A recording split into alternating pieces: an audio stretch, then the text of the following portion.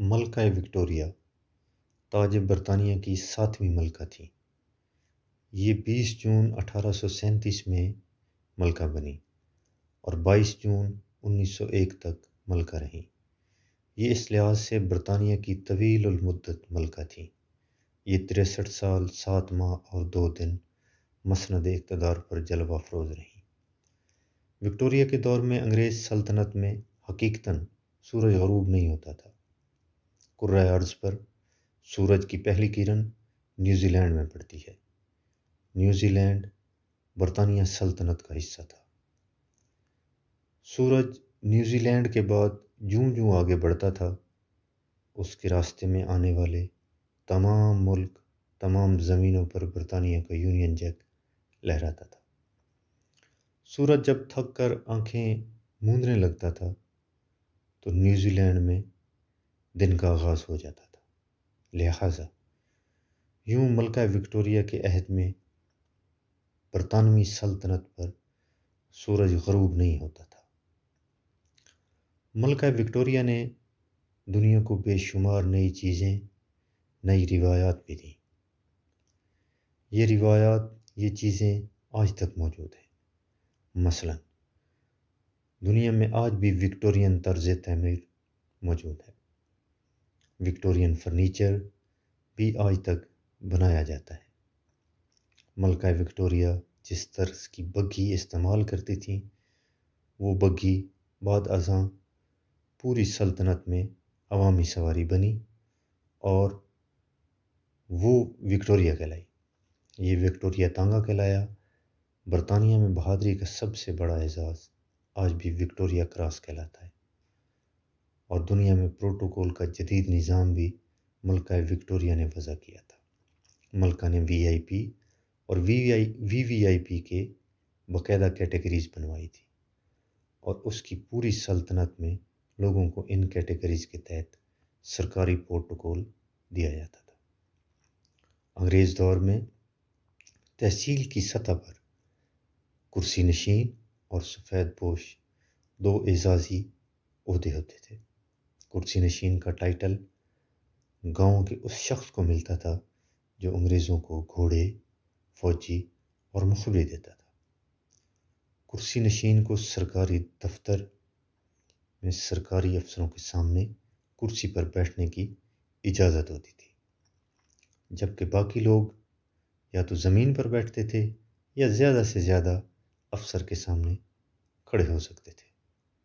جبکہ سفید پوش وہ معزز لوگ ہوتے تھے جنہیں سرکار ان کی وفاداریوں سے خوش ہو کر ہر سال سفید رنگ کے 2 جوڑے عنایت کرتی تھی، اور یہ لوگ یہ کپڑے پہن کر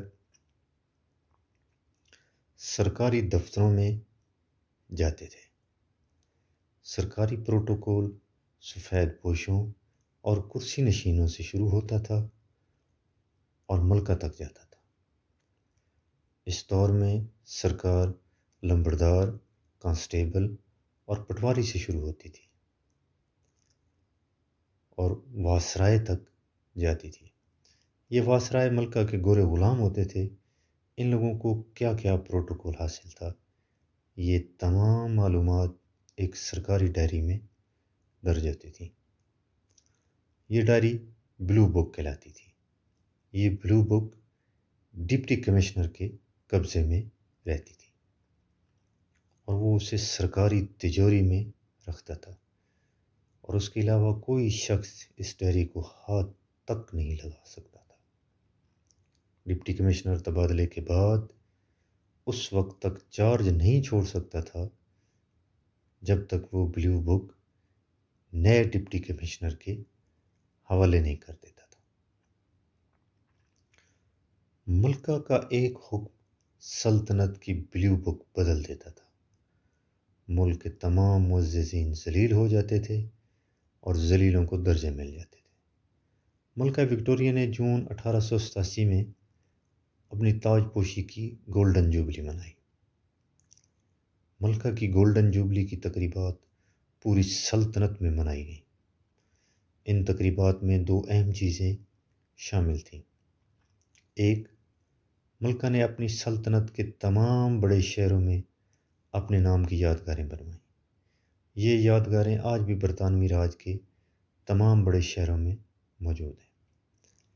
کراچی کی ایمپریس مارکیٹ ملکہ وکٹوریہ کی اسی گولڈن جوبلی کے موقع پر تعمیر ہوئی تھی۔ دوسرا، لندن سے ہندوستان تک ملکہ کے نام سے جوبلی مشل نکلی۔ اس مشل نے ملکہ کی پوری سلطنت کا چکر لگایا۔ یہ مختلف ملکوں اور مختلف علاقوں سے ہوتی ہوئی ہندوستان پہنچی۔ مشل ہندوستان کے ایک ضلع میں آتی، ضلع بھر کے لوگ ڈھول تاشوں سے اس کا استقبال کرتے، آتش بازی کا مظاہرہ ہوتا، گانے گائے جاتے اور ڈانس کیے جاتے۔ یہ مشل اس عالم میں پورے ضلع کا چکر لگاتی۔ مشل کا چکر مکمل ہونے کے بعد ڈپٹی کمشنر ضلع کی سرحد پر پہنچ کر مشل دوسرے ضلع کے ڈپٹی کمشنر کے حوالے کر دیتا۔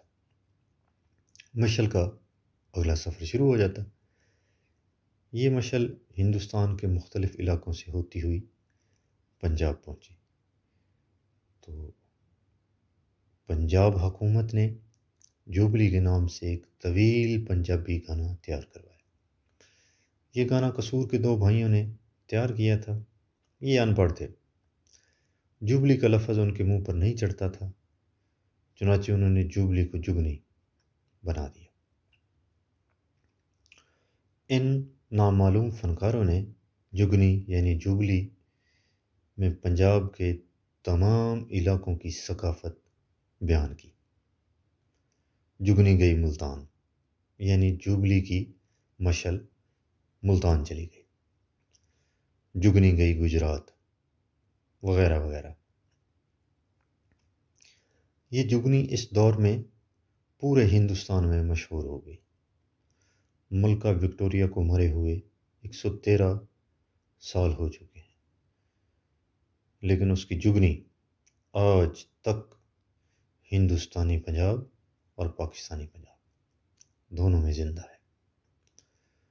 دنیا سے صرف ملکہ وکٹوریہ رخصت نہیں ہوئی، بلکہ اس کی سلطنت بھی آہستہ آہستہ بند مٹھی کی ریت کی طرح زمین پر بکھر گئی، اور آج برطانیہ صرف برطانیہ تک محدود ہو چکا ہے۔ اب سوال یہ ہے، دنیا کی اتنی بڑی سلطنت ختم کیسے ہو گئی؟ وہ برطانیہ جس کی ملکہ کی مشل 68 ممالک میں گھمائی گئی تھی، وہ برطانیہ آج صرف 2,43,610 مربع کلومیٹر تک محدود ہو کر کیوں رہ گیا؟ اس کی زوال کی بے شمار وجوہات میں سے ایک وجہ گوروں کی بلیو بک اور پروٹوکول بھی تھا۔ گوروں نے انسان کو اسٹیٹس کو کی لاتعداد ٹک ٹکیوں پر لٹکا دیا تھا۔ بادشاہ اور ملکہ سے پروٹوکول شروع ہوتا تھا اور واسرائے تک آتا تھا، اور واسرائے سے اس کی کونسل کے ارکان تک جاتا تھا، وہاں سے سر کے خطاب حاصل کرنے والے لوگوں تک آتا تھا، اور وہاں سے ہوتے ہوئے سفید پوشوں اور کرسی نشینوں تک جاتا تھا۔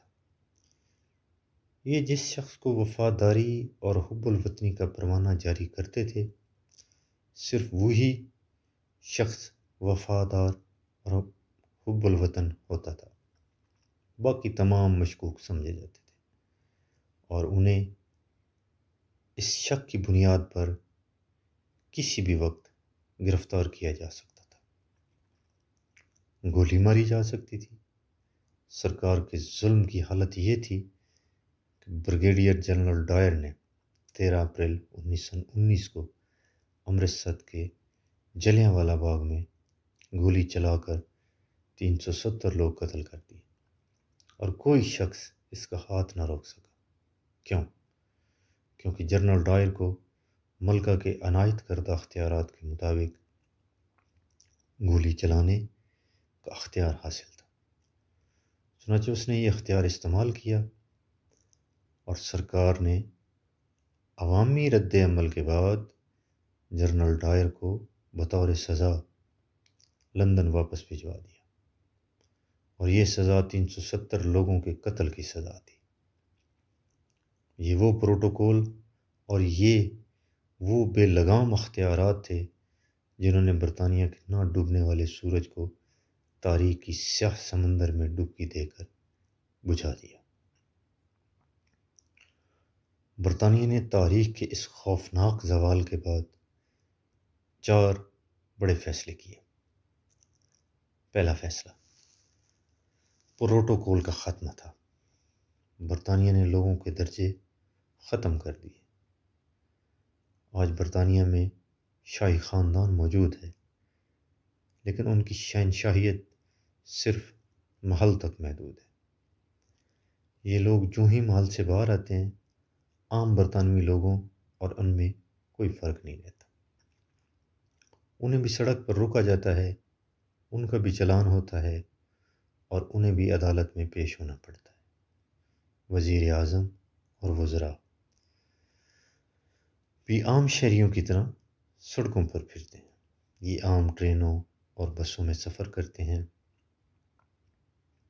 عام جہازوں کی اکانومی کلاس میں سفر کرتے ہیں۔ برطانیہ کے وزرائے اعظم 282 سال سے 3 بیڈ روم کے گھر 10 ڈاؤننگ اسٹریٹ میں رہ رہے ہیں۔ ملک کے کسی وزیر اعظم کو 282 سالوں میں کوئی بڑی رہائش کا نصیب نہیں ہوئی۔ شاہی خاندان کے پاس درجنوں محلات تھے، ہر محل کے اندر ہزار ایکڑ کا باغ تھا، لیکن پھر یہ تمام باغ عوامی پارک بنا دیے گئے۔ 80% محلات آج میوزیم ہیں اور سیاح روزانہ ان کی سیر کرتے ہیں۔ ملک میں آرمی چیف ہو، پولیس چیف ہو یا چیف جسٹس ہو، کسی کو کوئی پروٹوکول حاصل نہیں ہے۔ یہ لوگ اپنے دفاتر کے باہر عام شہری ہیں۔ دوسرا فیصلہ قانون کی حکمرانی تھا۔ برطانیہ میں کوئی شخص قانون سے مضبوط اور بالا تر نہیں ہے۔ برطانیہ نے فیصلہ کیا ہمارے ملک میں قانون مضبوط ہوگا اور کوئی عہدہ یا کوئی شخصیت اس سے بالا تر نہیں ہوگی۔ تیسرا فیصلہ جمہوریت تھا۔ ملک کے تمام اختیارات کا ماخذ عوام ہے۔ عوام پارٹی یا شخصیت کو مینڈیٹ دیتے ہیں، اور کسی شخص یا عہدیدار کو یہ مینڈیٹ چوری کرنے کا حق نہیں ہے۔ ملک میں جعلی ووٹ یا دھاندلی کا سوال تک پیدا نہیں ہوتا۔ برطانیہ میں پچھلے 100 سال میں الیکشن دھاندلی کا کوئی الزام نہیں لگا۔ اور چوتھا اور آخری فیصلہ لیڈرشپ تھا۔ یہ لوگ صرف اس شخص کو حق حکمرانی دیتے ہیں جو ذہنی، تعلیمی، اخلاقی اور جسمانی لحاظ سے شاندار ہوتا ہے۔ ان کی کسی سیاستدان پر انا، ضد یا ہٹ دھرمی یا نقلی جعلی ڈگری یا بے ایمانی، چوری، ٹیکس چوری، جھوٹ یا کسی بڑی بیماری کا الزام لگ جائے تو اس کا سیاسی کیریئر ختم ہو جاتا ہے۔ یہ سیاست کے ایوانوں سے فارغ ہو جاتا ہے۔ یہ وہ 4 فیصلے ہیں جن کی وجہ سے تاج برطانیہ صرف برطانیہ بننے کے باوجود دنیا کی 5ویں بڑی طاقت ہے، اور دنیا بھر کے حکمران برطانیہ کے وزیر اعظم اور ملکہ سے ہاتھ ملانا اعزاز سمجھتے ہیں۔ میں اکثر اپنے ملک کے مختلف ادوار کے وزیر اعظم، صدر، وزراء کو 10 ڈاؤننگ اسٹریٹ میں برطانوی وزیر اعظم کے گھر کے دروازے پر کھڑا دیکھتا ہوں۔ برطانوی وزیر اعظم نے باہر نکل کر استقبال کیا۔ برطانوی وزیر اعظم نے اپنے ہاتھ سے دروازہ کھولا اور ہمارے وزیر اعظم کو اندر لے کے گئے۔ کہ ہمارے وزیر اعظم نے اس منظر سے کچھ سیکھا؟ میرا خیال ہی نہیں سیکھا ہوگا، کیونکہ ہمارے کسی حکمران نے آج تک ان مناظر سے کچھ نہیں سیکھا۔ یہ لوگ سیکھ سکتے تھے، تو آج ہمارے ملک کی حالت نہ ہوتی۔